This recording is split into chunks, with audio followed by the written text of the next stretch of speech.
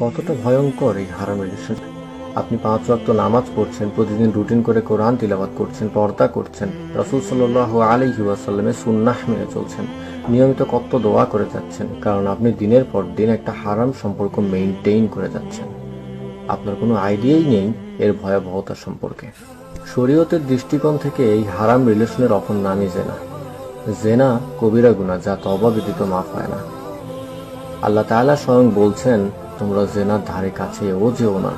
আর আপনি প্রতিদিন নামাজ, কালাম, পর্দা সবকিছু করেছেন, বাট জেনায় লিপ্ত থেকে একটা বেগানা নারী পুরুষের সাথে দিনের পর দিন হারাম রিলেশনে থেকে আপনি আপনার দুনিয়া আখিরাত দুটোই বরবাদ করে ফেলেছেন। আর এই আল্লাহর অবাধ্যতায় ডুবে থেকে আপনি কখনো ভালো থাকতে পারবেন না। আপনার ঈমান, আমল, সময়, বর্তমান, ভবিষ্যৎ সব ধ্বংস হয়ে যাবে। শেষ পর্যন্ত হারাম রিলেশনে থাকা মানুষটিকে আপনি জীবনসঙ্গী হিসেবে পাবেন কিনা তারও কোনো গ্যারান্টি নেই। অধিকাংশ হারাম রিলেশনের শেষ পরিণতি হয় বিচ্ছেদ অথবা ধোঁকা, কিন্তু পাপগুলো আপনার আমলনামায় থেকেই যায়।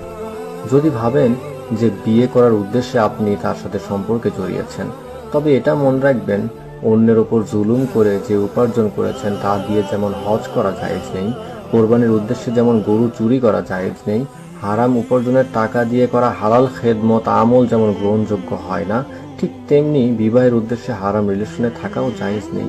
ইটস